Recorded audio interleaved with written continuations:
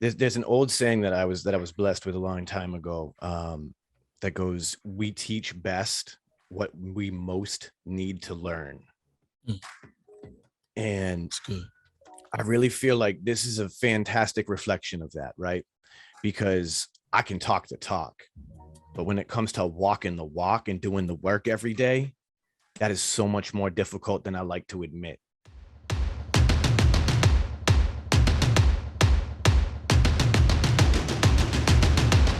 What's going on, everyone? Welcome to Deep MCs, the podcast that seeks to push meaningful conversation to a whole new level. Whether it's for your entertainment or your personal growth, we appreciate you being here today. And now, on to the show. What's going on, everybody? This is Deep MCs, and what we have here, something real special. Real special. I would like to say that we are going to gangbang the mic, but I don't think that's appropriate for what's getting ready to happen right now. But if you guys are watching this right now and you're watching on YouTube, and I hope that you are, what you're going to see is you're going to see four amazing people. Two of us you already know, but there's two more that are involved. One is sitting to the left of me, or to the right of me if you're watching this, depending on how you see it. This is Val. You guys have heard about her on previous podcast episodes. What more can I say about Val? This is literally, I would say she's like a sister to me. No, she is my sister. This is family right here. Yeah, all right? You good. Fuck with her, you fuck with me, and vice versa. That's how we roll. And also, coming in from the Shed Time podcast, we have Shawn. Shawn is also an official member of the family, not just the Deep MCs family, but a brother in the struggle, a brother from another mother. This is my dude, for real. And what we're going to do here, we're going to have Mask Off Part 3. But before we get to that, Shawn, go ahead and tell them where they can find you, my man. Well, thanks for having me, gents and lady. Thank you. Once again, I'm Shawn Typhon from the Shed Time Podcast, and you can find me over at shedtimepodcast.com, all one word, and it'll link you to everything, all my socials, everything. You can find our show and see what we do. Yeah, man. No, I love your show, and I got to be on your show, and God, man, it was just one of the most real experiences that I've had in a long time, man. And from us, working together and being a part of each other's experience, I mean, I'm not going to get too much into what we talked about, but you had reached out to me, and I was just like, man, like, this is my brother for real, man. Like, we connected real hard on a lot of topics, and man, I appreciate you even coming here today. I know we're all gonna kind of get into some more serious topics, and the fact that you would even open up and willing to be strong enough to be a part of that is huge, bro. And I salute you, and I appreciate you, and I love you, man. And yeah, let's jump into part 3, taking the mask off. Yeah, what made you want to do this? Well, let's be honest. If you listen to our show, we digress quite a lot into all sorts of weird topics. Our format is very open-ended, and mental health is something that I've struggled with my entire life. And ultimately, the things that I'm learning most through doing the work myself is that being open and honest, actually creating dialogues about these things, this is quintessential to the personal healing and growth that I'm searching for. Being able to open up to my peers, my coworkers, my family, both immediate and extended, and be able to say to them, listen, I suffer from bipolar disorder. So when you see me at my highs and you're loving me there, remember that there's going to come a point I'm going to crash.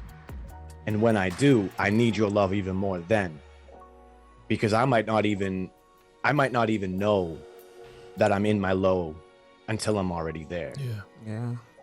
Yeah, man. No, that's huge. It really is. Right? Yeah, I mean, real. And the thing is, obviously, like I've touched on it in the past too. I mean, especially with me for my depression. I mean, it's not bipolar, but I completely understand what you're talking about when you have those highs and those lows, and people, it's hard for people that aren't suffering with that mental health aspect to really understand where you're at and that you don't have control over it, you know. And I've had a lot of people in my life excuse me, get mad at me, like legitimately mad at me, because they think that, you know, I'm either cutting them out or I'm purposely ignoring them or whatever. And I'm just like, do you not understand that, like, I'm literally, like, I'm literally fighting for my life right now. You don't get it. I mean, the last thing I need is you to tell me I'm purposely ignoring you or why I haven't returned your message or whatever the situation is, man. And they don't get it. And it's because we don't have enough of these conversations, you know? That's where that honesty really does come in, right? Not just being honest with everybody around you that you are hurting and suffering, but being honest with yourself, right?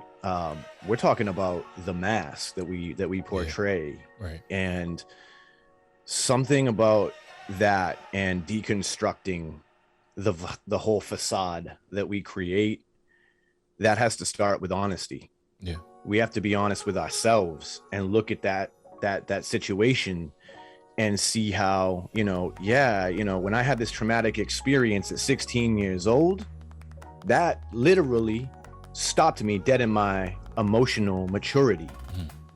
I mean, it took a long time. I am, you know, in my mid 30s now, and I'm only now realizing that I have the emotional maturity of a 16-year-old, because when some shit hit the fan in my life and I had to kind of put the brakes on growing up and become, you know, a hardened man in an instant, that was where my emotional journey stopped.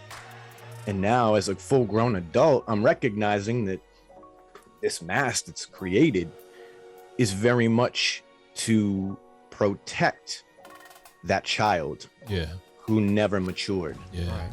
Yeah. It's crazy, man. Yeah, man. One of the things that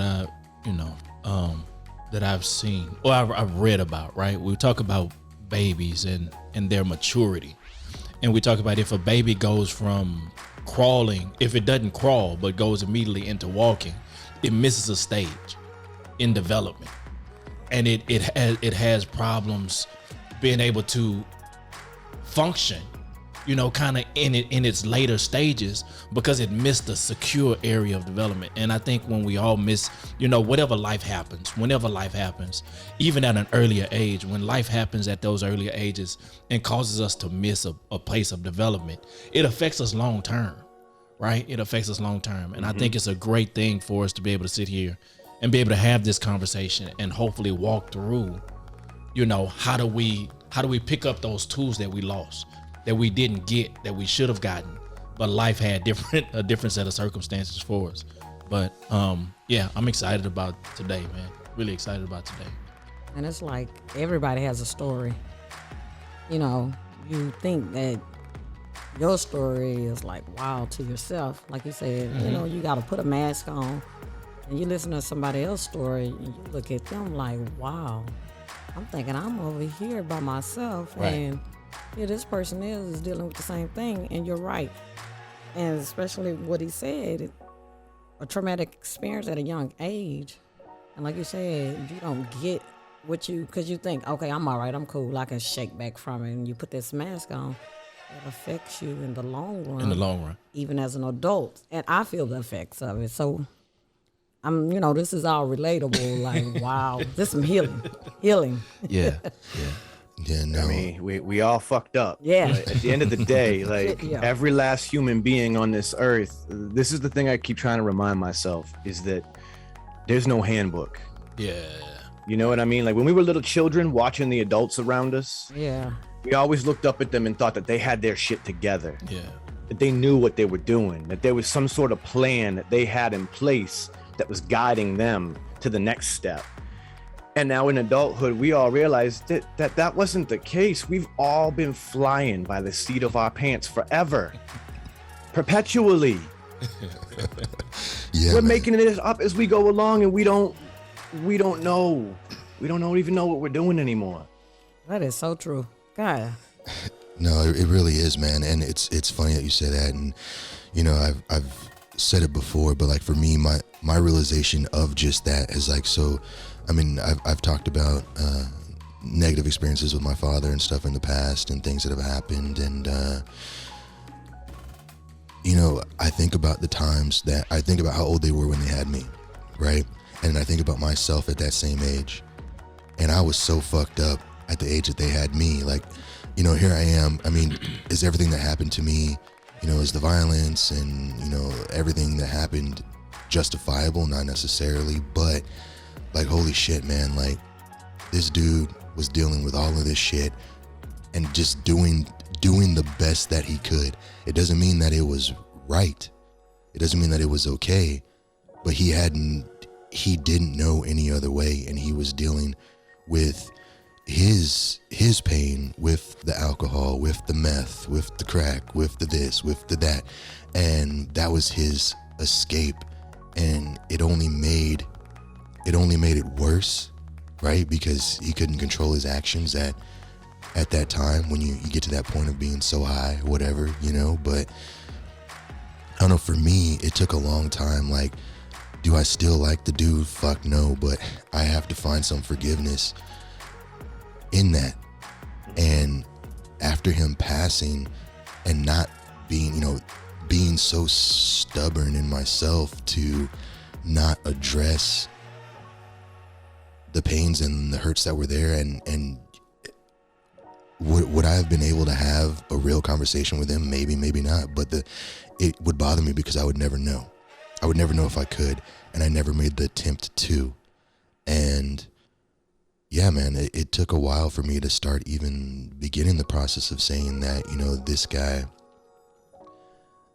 was hurting and nobody was there for him through his hurt, you know, and that's not all his fault. So I shouldn't blame him 100% as if it is. Because this is a generational thing, right? Is that how you look at it with your... I mean, I think that it's... Where it started from his yeah, family, it was passed down. on. Yeah. You know, it's just a passed on thing. It's a learned experience, you know.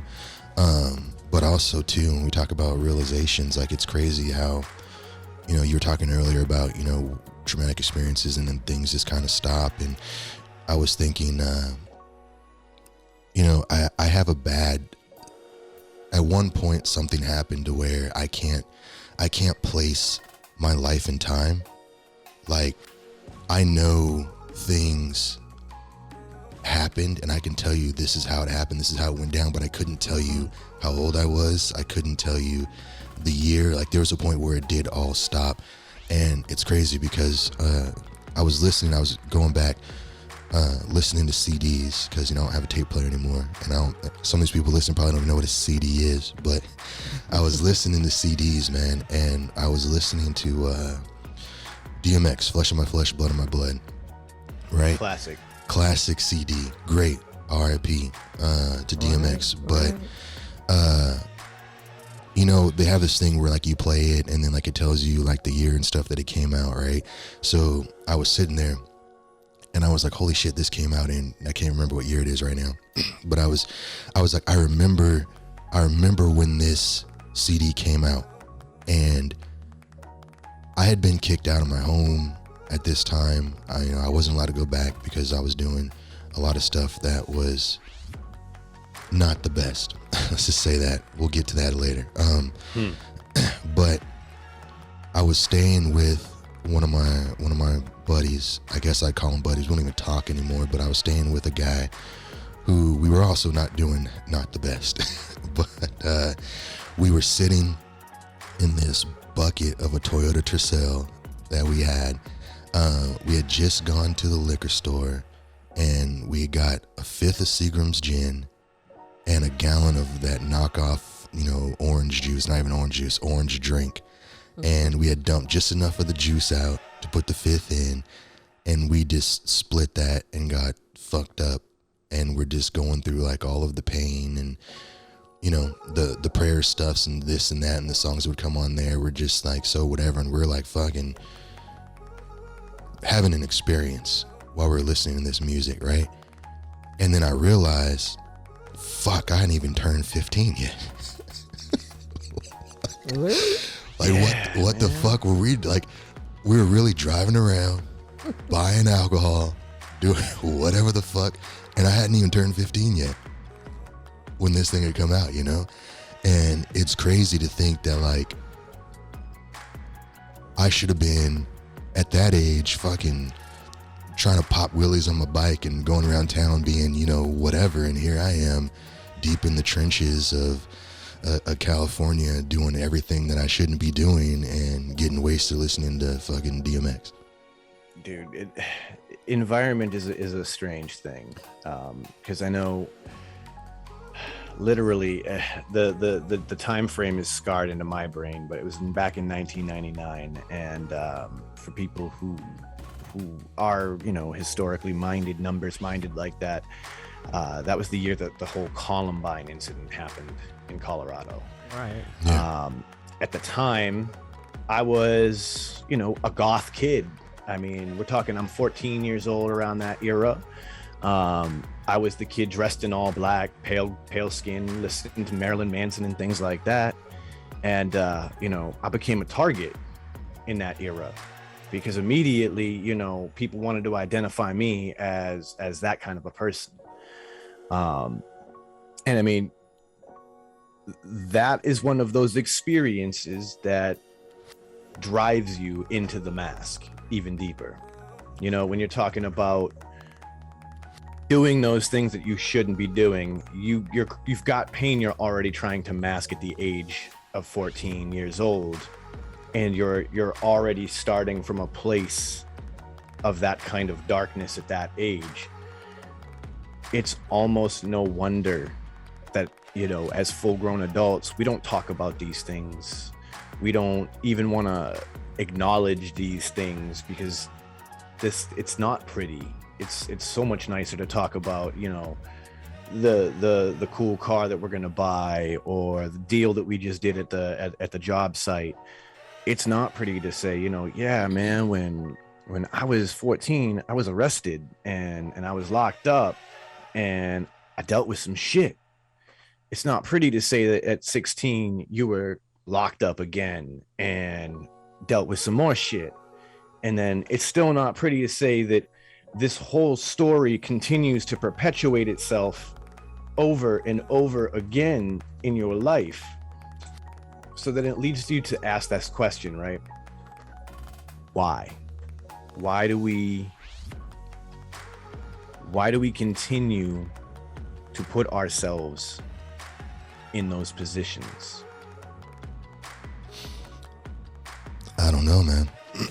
I think that there's and I'm just jumping all over everybody here. You guys can speak up whatever you are, man.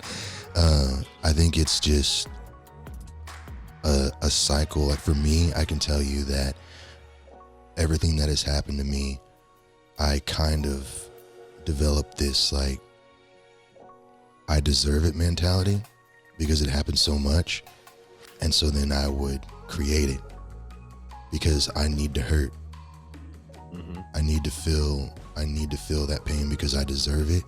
And so I'm going to do everything that I can to make sure that everybody's at arm's length and everybody stays the fuck away. And you leave me just hurting in this place that started from childhood because I wasn't good then. I wasn't good enough then. And I'm damn sure not good enough now. The devil you know is safer than the devil you don't. That's the truth, my man. So that's how you took that on? I deserve it. Because in relating to you, you know, it's a sensitive subject, but hey, you got to talk about it. Growing up, dealing with domestic, not well, abuse. My dad with my mom. I'm just putting it out there, and me as watching it, I put myself in it like I was on defense, protecting. And in that, growing up, I became, like you saying, I built a firewall saying, I ain't taking no shit from nobody. Ain't nobody gonna fuck with me. And that became, I lashed out and I was considered rebellious and why you so angry?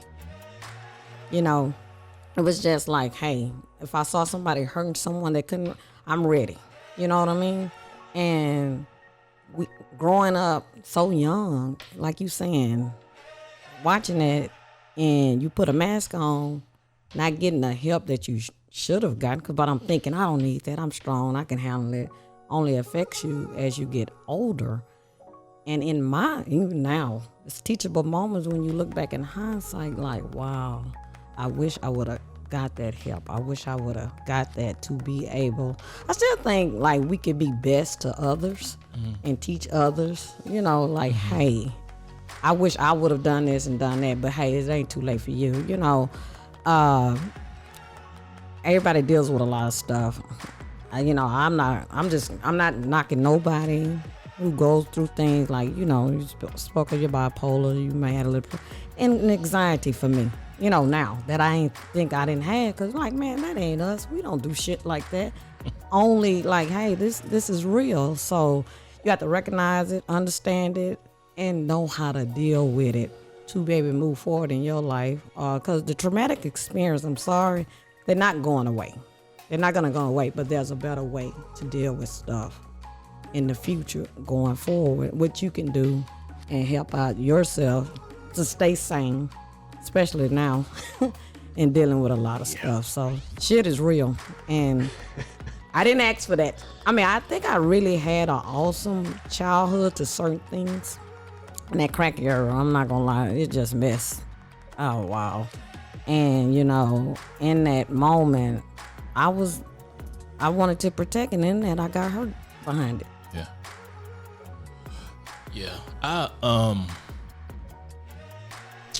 always work through life in analogies. You know, it's always kind of these things that pop up to help me understand and explain life in the moment, right? And I'm from Louisiana.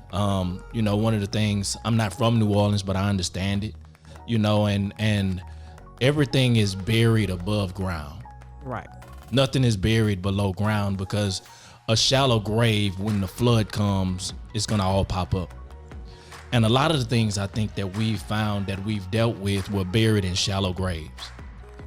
You know, so yeah, we said we got over it. We put the mask on.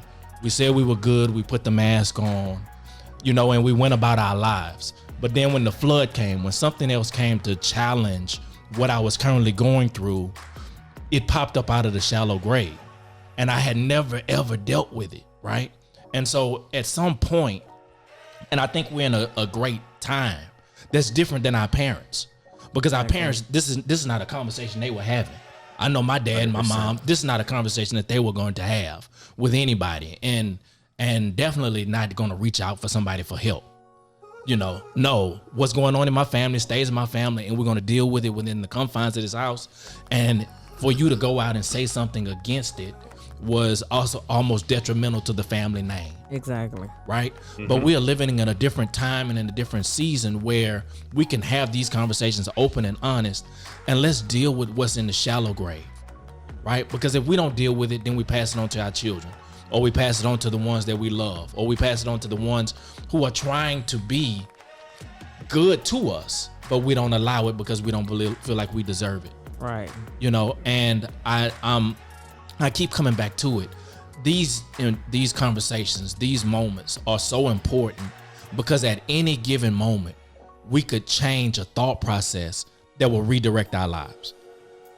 At any given moment, yes, we can talk about how bad it was. Right. But if we also share how we've changed our life in the moment, how our lives have been redirected in the moment, then maybe that was a light bulb or an aha for somebody else that then begins to shift them into the next 10 years of their life. you know, because it's not too late to enjoy it. It's never too late to enjoy it. Absolutely. That analogy is outstanding, by the way, because you're 100% right. It's factual, and that is exactly what it is. We bury these things in shallow graves within ourselves and just hope that we'll be fine. And you're right, the flood always does come, doesn't it? Yeah.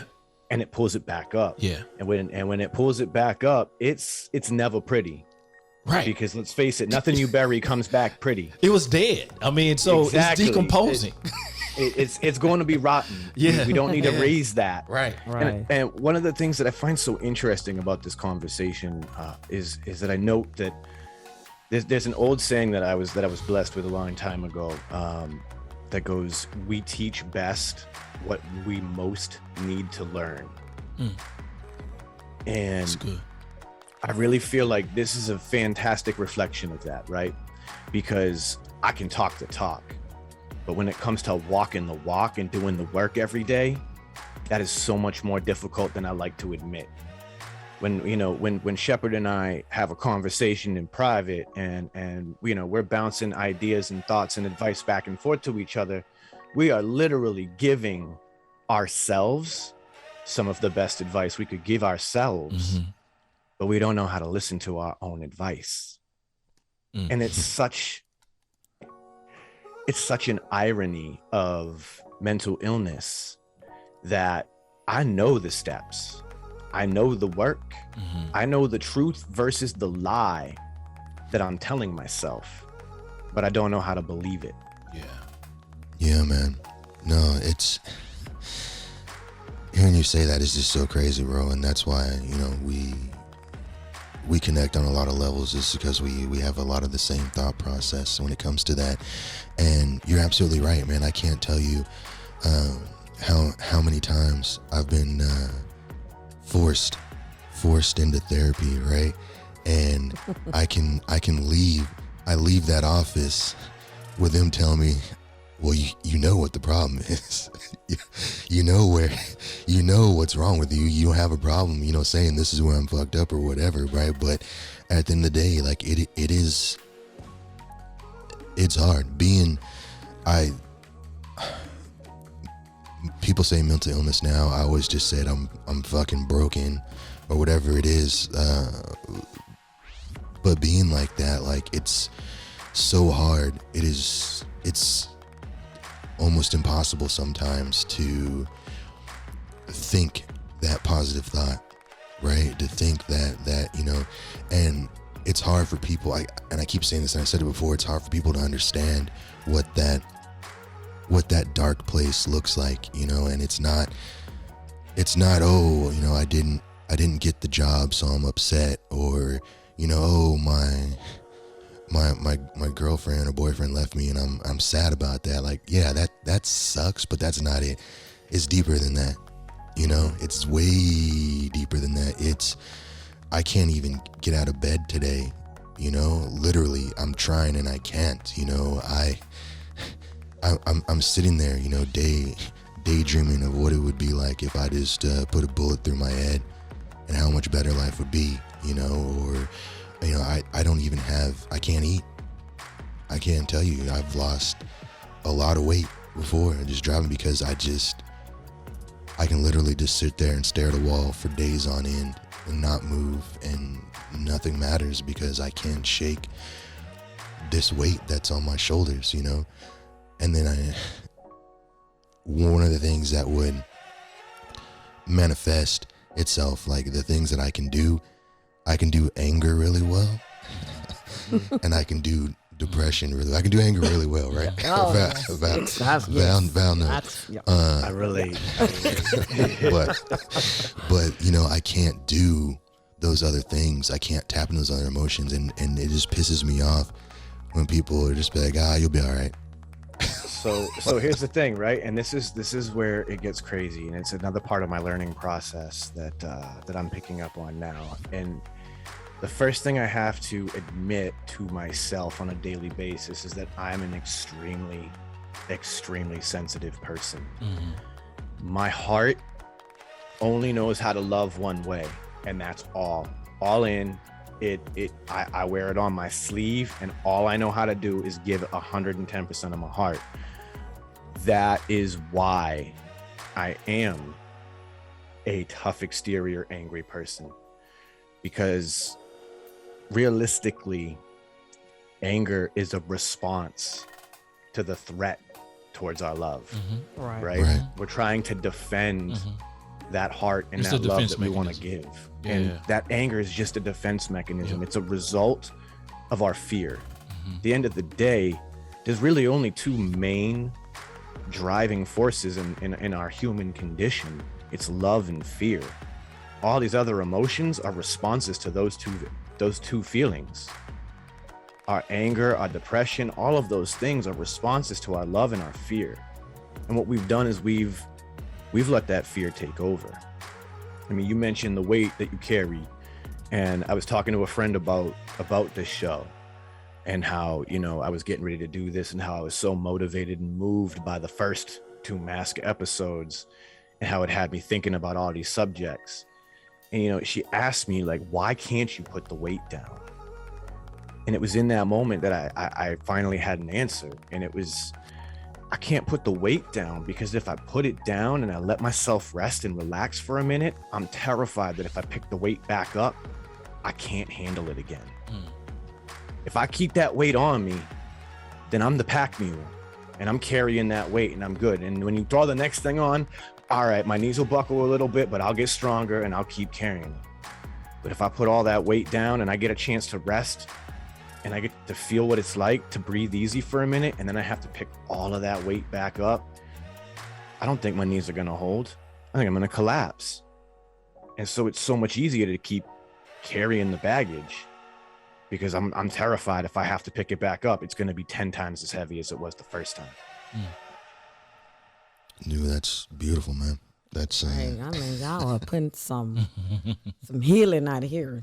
My goodness. Yeah. Like, you know, you can take and pick from everything, and I've learned, and it's never too late to learn anything. And I will kind of say this year was kind of like a re-examination of myself. And I'm with how he says, man, when I'm down and I love, I'm in. And when you hurt me, I get angry and lash out. That's not cool. Because I also need to understand places where everybody else is coming from and know who I'm dealing with. Because I'm feeling like, you know, from what I had to always deal with, I'm trying to be best and, hey, stay strong. Like, for my mom, like I was seeing her cry and going through things, and I'm trying to make it sure everybody else, hey, we're going to stay strong and stay strong. But inside, I'm broken. I want to cry sometimes. Anybody ever ask me, like, hey, how you doing today? Well, I always, like you said, with the mask, got to stay strong for everybody. But here I am with the weight on my shoulder of like, man, I can't get a break. Why am I always going through this? You know, like, want to give up. I just want to give up. Like, damn, I can't keep going through this. So finally, I just took it off. And I'm still learning, like, you know what, it's okay. It's okay to just say, hey, I can't do this. I just don't have the energy, the skill set to do all this. And I got shit going on myself, shit. I can't help you out. Not that I'm being like, hey, I don't want to help you or nothing, but I'm dealing with something right now, so you'll know where I'm coming from. You know what I'm saying? Dealing with stuff. And I did therapy. It was helpful to a certain degree for me, because I know me. And I'm like, Chef, I think I walked out of there, you know, like certain part of me, weight was lifted off, but everything else was still like, I'm still not healed on some things. And I think carrying the mask, still pretending like, hey, you know, seeing a therapist, my opinion, not nobody else, let me respectfully put it out there, I'm not crazy. You know what I'm saying? That's how I was taking it, like that. But it's not even like that. It's just like, hey, it's okay to go get help. Take that mask off and, you know, do what you got to do for your mental wellness, to make your life healthy and, you know, easier. So it's tough. It's really tough sometimes. I feel for those people who do therapy as a career, right? Because I avoid dumping all of my shit. I'm a married man. I avoid dumping all of my shit on my wife. Yep. Because I don't want her to be worried about me. Yeah. Because when we talk about societal conditioning, right? We've grown up with a society that says that as the man of the household, I'm supposed to be the strong one. I'm supposed to provide for my house and for my family. And I'm supposed to be, you know, always able to get the job done. And so to start to dump all of that on her terrifies me, because then she has to understand that I'm weaker than I think she sees me. And that's the fucked up part, right? Let me say that again. I'm afraid to feel weaker than I think she sees me. Yeah. Let's be honest. She probably knows just how goddamn weak and fragile I really am, because she loves me and she married me and she's been with me for 10 years. But I'm terrified to show that I'm vulnerable to somebody who is completely willing to show me their vulnerability. And that's not right. But that's why we have therapists in this world, so that I can show that person that I'm weak, because they don't know me. Exactly. You know, and sometimes that's so much easier. But it really, like, there's so many therapists out there that if any of the listeners out there are thinking about it and they're on the fence, keep trying different therapists. I've been to a lot through my life, and honestly, one of my favorites was more of a life coach than a therapist, because for him, his focus was teaching you psychological and physiological tools to help flip that wiring in our brain. So, for example, this is one of the crazy hacks that he gave me, but bite on a pen or a pencil for 1.5 minutes to 2 minutes, and you'll actually start to feel happy. And the reason is, when you bite on that pen or pencil, it forces these muscles in your jaw to work. Those are smile muscles. The only time they ever really get activated in your face is when you crack a smile. And so by biting on the pencil and activating those muscles, your brain gets a signal that says, Smile. hey, homie's smiling. Okay. Yeah. Why is homie smiling? Well, we better let those endorphins go and make him feel good, because he's smiling about something. I don't know what it is, but he got a smile on his face. And after a little bit, you start to feel it. And so, I mean, when I was learning these techniques, I remember hating my job, being stuck in a, 1.5 hour one-way commute, sometimes 2 hours home. And, after that much time in traffic, you're a miserable prick when you get in the door. But nobody wants that. When you walk in the door at the workplace, everybody wants to, exchange pleasantries. So I picked a spot on the road. All right, we're almost there. And I just start faking a smile. And like, if I look at myself in the mirror, I look like a goddamn psychopath. I mean, anybody driving by me looking at me sees the crazy dude with a rubber smile on right now. Like, this dude's fucking nuts. He's gonna kill somebody. Watch out. But by the time I get there, that anger, that depression, that aggravation, it was no longer as prevalent. And so it was working.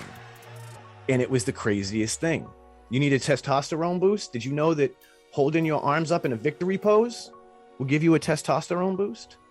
You got to go do something, like you got to go do, move some heavy furniture. Go spend a couple minutes pumping yourself up like you just won a huge competition. Bet you'll move that furniture easier than you did if you didn't, because you get that adrenaline going, you get that testosterone boost. And so these were the little tricks and tips I was learning. And those are the tools that we need more of, that we need to learn, that we need to share, because these are literally physiological hacks. Your body is a supercomputer, to continue with analogies and metaphors, right? Your body is a computer and your brain is a processor. And it's very easy for you to rewire these things and to hack into different parts of that system if you know the tricks. Yeah. We need to learn those tricks and then continue to share them with our communities, because there's a lot of pain, there's a lot of anger, there's a lot of frustration, a lot of hate. And sometimes some of these little life hacks would be all it would take drop some of that tension so that you're not lashing out at the cashier because she doesn't have your favorite pack of cigarettes behind the counter this week, or you're not lashing out at, you know, this poor old lady in the grocery store because she can't find what she's looking for and she's in your way. I mean, I don't want to be a horrible person, but sometimes my depression makes me a horrible person, and I'm not proud of that. And so learning those tricks to counteract some of those negative aspects are huge. And if we can all learn that, could you imagine how much we could continue to change the world? That is absolutely true. Yeah, Like, man. for real. Like what you just said, you have to channel it. And I find myself ain't never listened to meditation music. I like jazz, but I listen to it more now if I have to get out on the road, because it calms me down. So I won't be, fuck, you cut me off for, you know. Yeah. You Excuse can my keep French. listening I'm to just gangsta saying. rap Yeah, and then yeah. I trying to listen be to gangster chilling in rap. traffic. I'm going up 10. So no 97.9, none of that. So I get on my Spotify.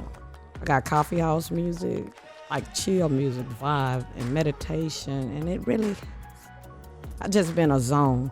Forget how bad everybody driving or what somebody's saying. Like when I get out, I'm in a good mood. So it changes your whole. You're right. Your body is a computer. It's like whatever you challenge yourself into. I'm so glad you brought that up too, because when you talk about the vibe, right? Yeah. What does vibe mean? It's short for vibration, right? What is music? What is sound? Sound is vibrating airwaves. Right. That your ear, this amazing organ called your ears, picks up and decodes in your brain to give you notes and words. Exactly. Your body is constantly vibrating. The way that you speak, Yes. the things that you say, the different music, television, all of these things that you intake into your body affect that vibration, right? So let's get metaphysical for a second. When was the last time you grounded your energy? When was the last time you took your shoes off and stood in the soil or in the ocean or in a pond and actually just took a minute to ground your energy, to let all of the electricity that's built up in you, your body, flow back into the earth where we come from? Because we are built from this earth. Exactly. Our body is made of the same things this very planet we live on that sustains us is made of. So when was the last time you grounded your energy? You know, sometimes the best thing maybe that we need to do is go get some Reiki. Now, I know, like, I live in an immigrant community. Reiki is like, whoa, buddy, you're crazy. But no, maybe we need to all go get some Reiki. You know, let these energy workers realign the chakra. Like, here's where I'm diving into that hippie shit for a second. They don't call me the angry hippie for nothing. But sometimes you need to realign the chakras. You need to get that energy flowing in and out correctly. And to take it out of the metaphysical realm, that's what church does, right? When you're in church and you're singing the hymnals, you are realigning the vibes. You're getting your vibration right. When you and that group of people sing the hymnals, or you chant at a Buddhist temple, or you pray with a large group of people at a mosque, what you are doing is you are realigning your energy back into nature with all of these people collectively. And science is now showing that changes our brainwaves. That we as a collective unit in that room begin to change and realign our brainwaves together.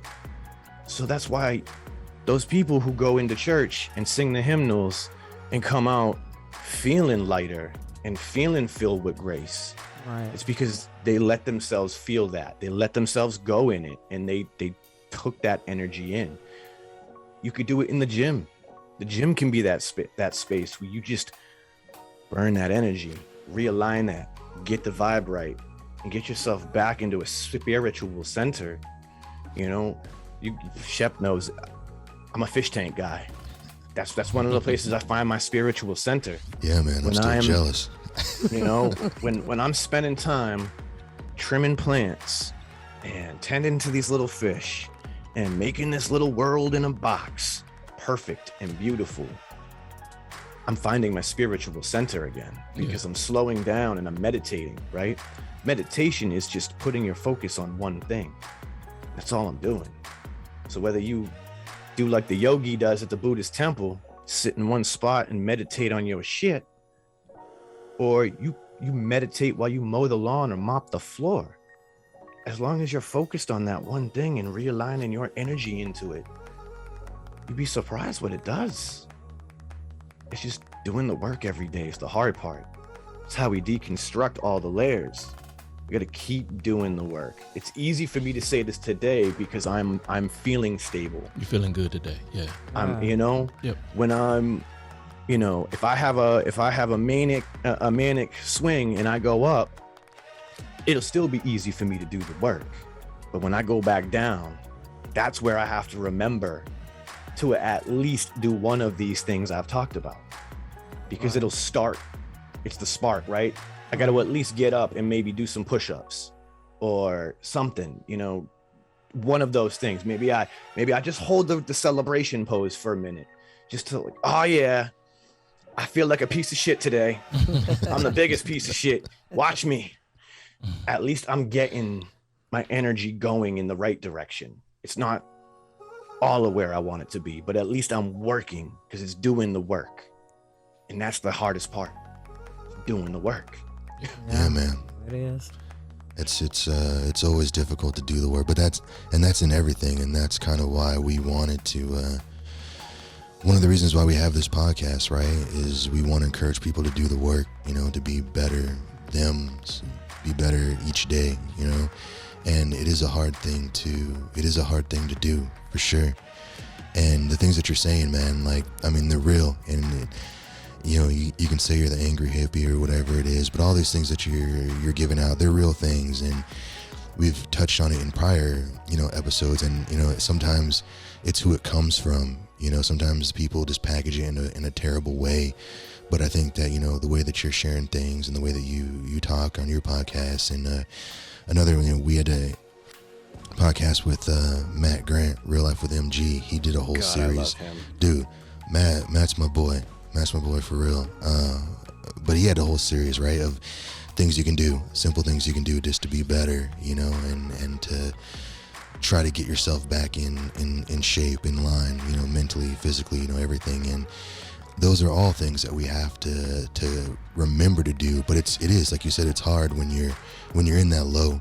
It's real easy when you're feeling good. You can get out there, you can get your workout in, you can do this, you can do that, clean the house, the whole nine, and it's all great. But when you get in that pocket, in that sunken place, hell, it's hard to remember to breathe sometimes. And that's when you do have to do it the most, right? When you don't want to do it is when you need to do it the most. And that's what people forget a lot. But you said something earlier, and I'm not trying to kill the vibes here at all. But when you were just talking about, dumping your burdens and on your wife and things like that, and for me, I guess what I've, and you may not recognize it for yourself, so I'm just gonna tell you, just from my interactions with you, man, is just that, I think the things that you're doing, are good things. And like I said, the vibes that you put out on your IG and everything else like that are always positive. You wouldn't know that you suffer how you do, but also that you're further along than I think that you realize you are as well. And even having these conversations with you, I realize that I'm not as far as I thought I was, right? In a lot of ways, because there's still a lot of barriers that I, for myself, have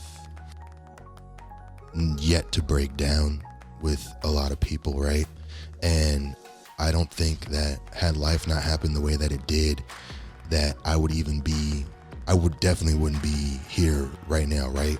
And what I mean by that, is just I have a group text with a few guys. They all know who they are.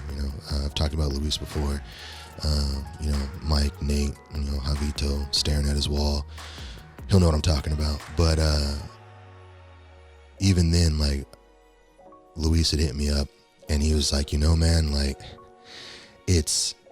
I've known you for a long time, and you're like a brother to me, but it's just weird because I have to learn about you through your podcast, and this is someone that I work with, that I interact with, that I do whatever, and they don't know a damn thing about me. They don't know that I suffer all the time or whatever, and they think, they always think I'm just this happy person, man. Shep's got it all. He's doing this, he's doing that, he's here, he's there, he's whatever. And, all the time that you think that I'm out, doing whatever, having fun, I'm probably more than likely just laying in my closet with the door closed and the lights off, just trying to keep my sanity, And it is difficult because there are a lot of people out there, and for me, myself, I've sabotaged a lot of relationships. I've sabotaged a lot of friendships because I don't want to be a burden. I don't want to be a burden, and it's hard, especially if you're trying to have an intimate relationship with somebody, because they're gonna worry, but then you take on the burden of their worry with your own, and then you carry both of those things, and it creates a self-sabotaging cycle, right? Because now this person, all they want to do is love you and be there for you, and this, that, the other, and yeah, you could be there physically, whatever the situation may be, but there's still that connection that's not there because you won't put this on them, right? And it has been, I could say for me, like, it's been one of those situations where I have in the past put that out there and scared people away, 100%. Because they don't know how to deal with it. This sort of thing is heavy, and it cycles back to that honesty, right? Like, you have to at least be comfortable enough in your own shit to say that I live in this shit. And that's the thing that I have at least mastered, is to be comfortable enough to accept and admit that this is my shit.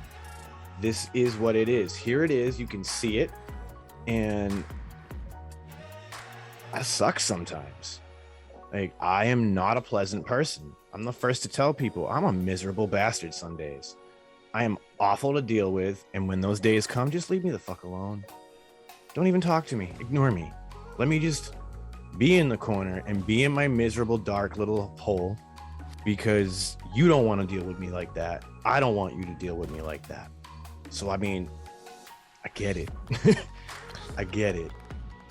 And that's the fucked up part, right? Is it the people who care about us, the friends, the coworkers, the loved ones? That's not what is in our program, right? Like, the programming inside your mind says that when something is hurt, you want to help it. You see a small animal on the side of the road that's hurt, you want to help it. And so that's how we naturally want to respond when we have somebody we care about who we see is hurt. We want to help them. It's us learning to accept that help. You know what I mean? Because, like, I'm stubborn as hell. I have had to do everything on my own. I mean, I pay for it all. I don't even need a credit card. I'll pay cash. That's the kind of person I am. So I sure as hell am not gonna need your help getting through it when I've done it all on my own this far. And the fact is, this is the irony of it, right? This is why we're having this conversation today. I obviously am not doing as well as I think I'm doing, because I'm not handling it in a healthy manner. And I really do need the help of those loved ones in one way or another. But I don't want to burden them. Yeah, man. No, that's real, and this is why I'm so grateful that, like, Aaron started this medium with me, right? whether, you know, he sits there and just lets me vent and piss and moan, you know, like he's doing something for me, you know, being there, and he's helping me open it up. But just us doing this show, I mean, it allowed us to be able to sit here with you today. You know, it allowed me to be able to see that there's someone out there that's like-minded like me in a lot of ways, that I'm not alone in feeling how I feel, and there's somebody out there who's listening to this who is also going to know that they're not alone in feeling how they feel. And, you know, it's crazy to hear you say those things, because like I'm the same way. And if you ask the people that do know me, like they'll tell you, like, I don't take compliments well. I fucking hate it. I don't like gifts. Surprise. Can't. Yep. I don't celebrate Christmas or birthdays because I don't give them and I don't accept them. I can't do it. And it's not because I don't appreciate the effort. It's not because I don't care about the person. I don't feel worthy enough, 100%, regardless of what I do, to be deserving of that. I'll go 1,000 miles for somebody else, but I won't take, like, don't even, you buy me a water. Yeah, like, your response is like, well, you know, you could have totally spent that $2 elsewhere and done something better for yourself. No, for sure. And I'm gonna tell you, and it's funny that you say that, because like Val, so I never had a conversation with her about that, right? But we used to do this thing because we used to work together, right? And it would like be like if we got to a point where someone was coming in, you buy something for the people that were already there, you know, whatever it would be. And I remember like the first time that she wanted to get me something, I was like, no, I'm fine, you know, whatever. And she was basically like, shut the fuck up, just tell me what you want, you know? And like, it hurt so bad, but she helped me get past that wall of like someone doing something small. So now I can accept small things because of her, and she probably doesn't even know that. I clearly didn't even know that, like, you know, because we had such a cool relationship. Like, you know, I knew certain things that he didn't like. I just didn't push it. You know what I mean? Like, you know, no, he don't really like that. And I understand, but then on the same token, come on, dude. And I wanted to ask y'all this, you know, at what point, guys, and it's for those that's listening out there, I get it where you don't, like you say, you push people away, you don't want, not that you're doing it on purpose, but at some point, we got to be able to be open to accept that. And it's okay. Because you are worthy. You know what I mean? You are worthy. Your self-worth. You may not feel like it, but I'm telling you, I'm learning a lot from what you're sharing. And even your friend Luis, what he said, I'm kind of learning some things about you from the podcast that I didn't even really know, that you never just really shared a lot with me, which I thought I really knew you. So everything is a healing thing. It's helping me too as well, no doubt. So at some point down the road somewhere, we can keep pushing those that love us, that want to help us. I don't think they don't see it. I get where you coming from, where they see it as, you see it as a burden. I don't want to burden you with, but we just want to be there for you. You know, and that's the thing I'm kind of turning around on. I mean, let me be a beneficial and help or blessing or something to somebody, even the littlest thing, because they like to say I talk to everybody. I do. I mean, nobody's a stranger to me, and you never know what I could have said or done. Man, like you just said, that part right there kind of made you. I didn't even know I was a help in that manner, and that made me feel. I feel good right now. Hey, but we got to be open sometimes to those that wanna hug us and tell her, hey, you know, I love you. You know, it's funny you say that, because I had a similar situation. One of my co-hosts on the show, we call him Uncle Chris lovingly, because that's how he treats everybody. He loves people. He's like your big uncle, you know what I mean? Uncle Chris likes to give gifts, and I have literally gotten into a yelling match with him about giving me gifts. And the thing that finally broke me with him was he looked at me one day and said, listen, don't rob me of my happiness because you're a miserable prick. Shout out Uncle Chris. Right. Right on. And it hit me. He said it the way I needed to hear it, right? Yeah. Like, holy fuck, you're right. Like, just because I'm a miserable bastard about this, I don't need to rob you of your happiness. If you want to do that for me, I just need to sometimes shut up and accept it.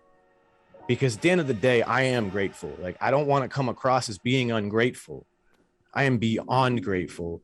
I am so grateful that, again, we go back to that. I'm all in with my love. I'm so grateful. I'm terrified to show you how much I love you for that. Because I'm afraid that you're either going to take advantage of it, back. Yeah, Right. yeah. or you're going to be scared off because, well, you are too intense, bro. Right. Yeah. But that's the risk you have to take sometimes when these people care about you. You know, I still struggle with it now because Shep knows a little bit more about it, but I work in a workplace that is very unique. And as a result, they like to share samples with us of products from different vendors that we get. And I can't accept those.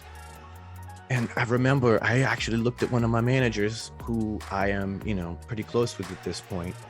And I said to her, I went, why is it that I am so incapable of letting myself be happy that I can't even accept these samples? Like, it's part of my job. Like, this is my job being like, you have been killing it, sir. Here's some shit as a thank you for doing excellent in your job. And I'm so incapable of being happy that I can't even accept this from an employer. Yeah. An employer. No, man.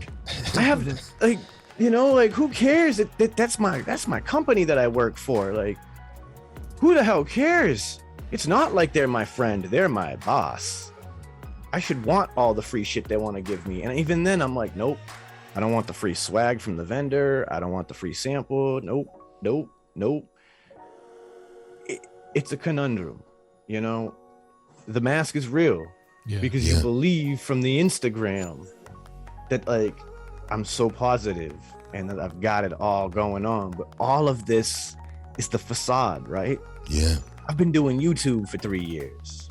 I know how to get on YouTube on camera and look like I'm having the best time of my life with my boys, and then turn the camera off and go sit in a dark room and wonder why the fuck anybody even cares about what I just did on YouTube. So it's real, and it's all about deconstructing it. And it's why I talk about it on the podcast. It's why I come on to shows like this. There's some other friends of mine who have done programs like this. I've even been a part of 24-hour mental health live streams for, like, suicide prevention and things. Wow. Tell you, those are tough. Yeah, Hanging man. out on a panel of like 20 people for hours and hours on end for a 24-hour stream. But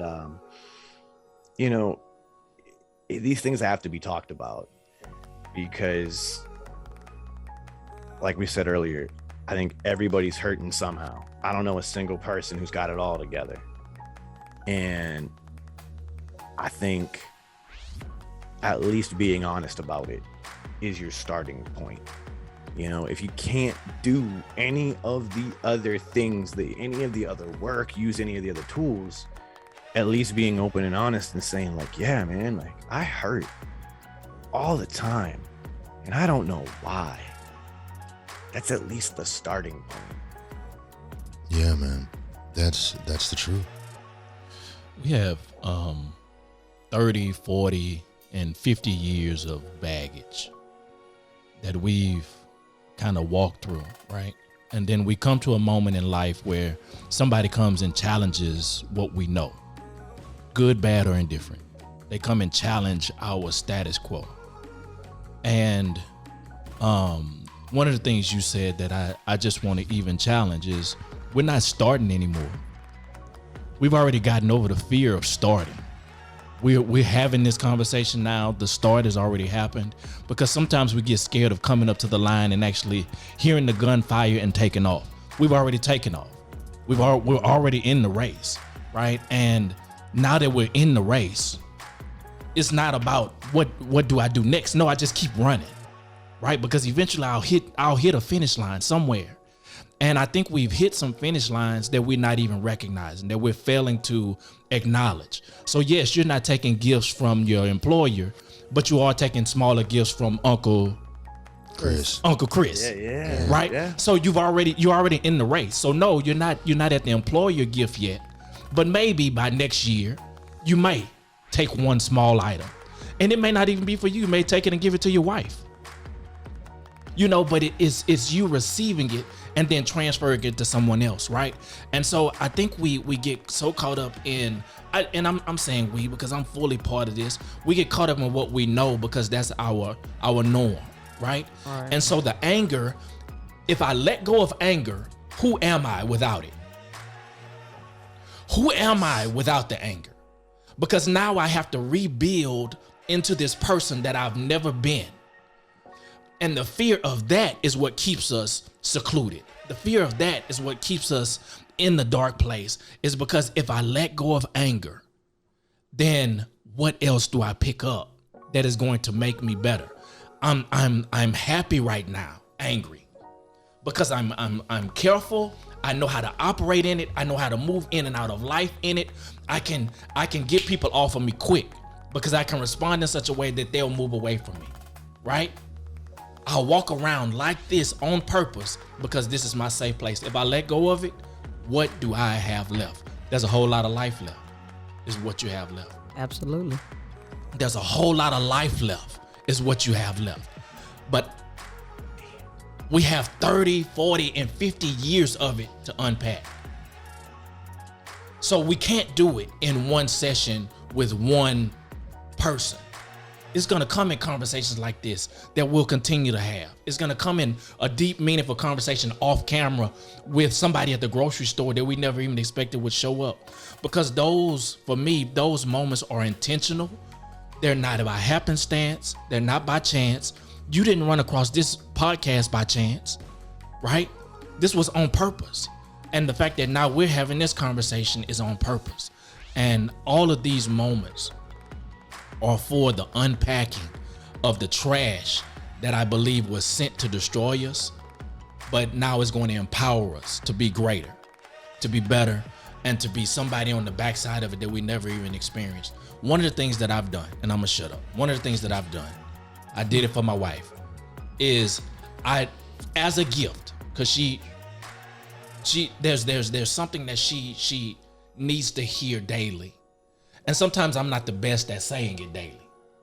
But what I did is I took 365 pieces of small paper and I wrote an affirmation on each one of those piece of paper. I folded it up and I put it in a little jar. So every day you can take and you can pull out something about yourself that I see. So maybe, beyond maybe you'll begin to believe it. Because I believe life and death is in this tongue, right? And if we speak it, if we begin to speak it, it'll cancel out the negative thing that we've been saying. So even on this podcast, we've said my depression. Let's give that away.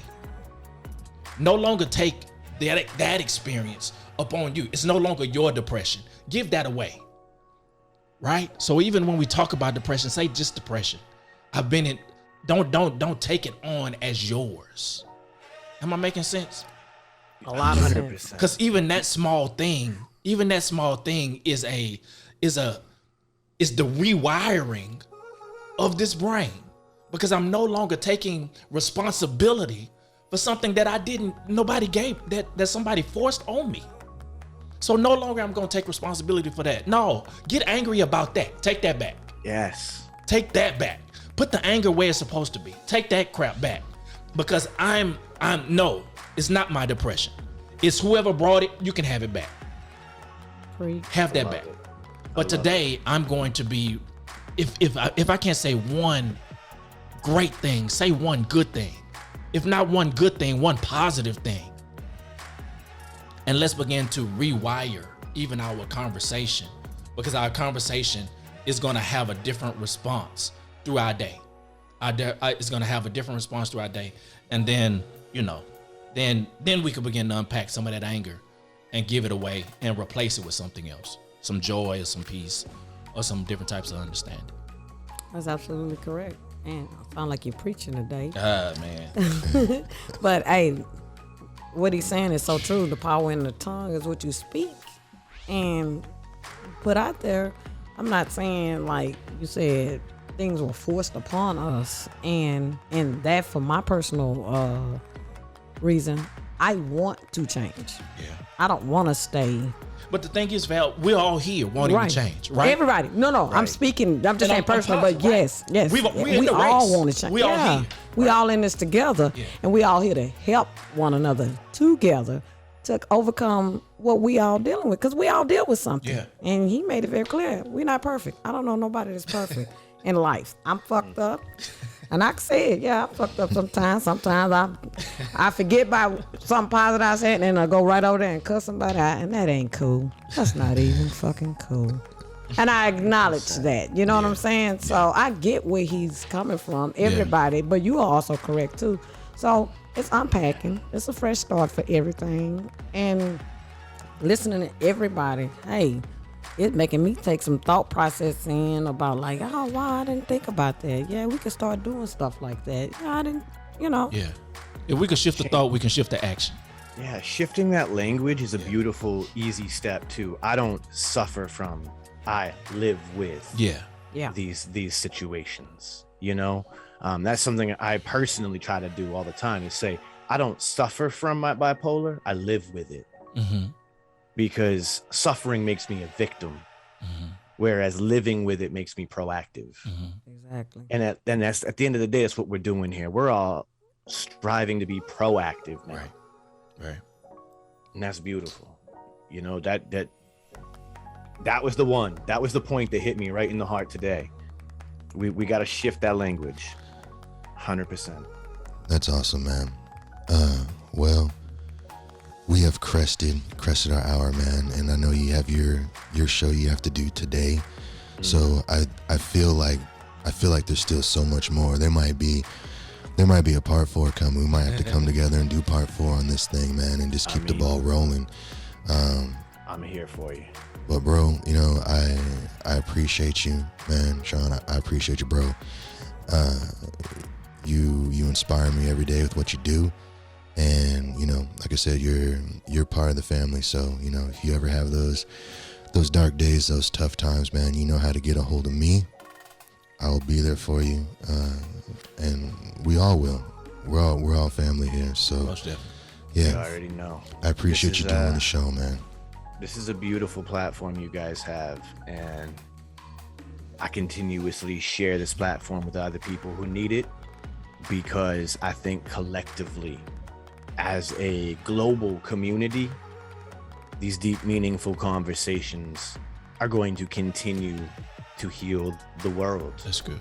As people continue to listen, you guys got your international listeners now. They're spreading the word too. And if they're not, I implore you guys, please tell somebody you love and care about to check out this podcast, because if it's changing your life, imagine how it can change the lives of somebody else that you love. Absolutely. For sure, man. So before we get out of here, tell them where they can find you again for your show, my man. So one last time, you can find it at shedtimepodcast.com. All the links, everything streams. It's on all the major platforms. You can find the social medias, nice and simple. Shed Time Podcast. Shawn, thank you, my man. Once again, let's get out of here. Yeah. I'm ready to play now. Put me in the game now. I came here to prove it. I'm ready to do it. I can't be afraid now. Put me on the stage now. I'm ready.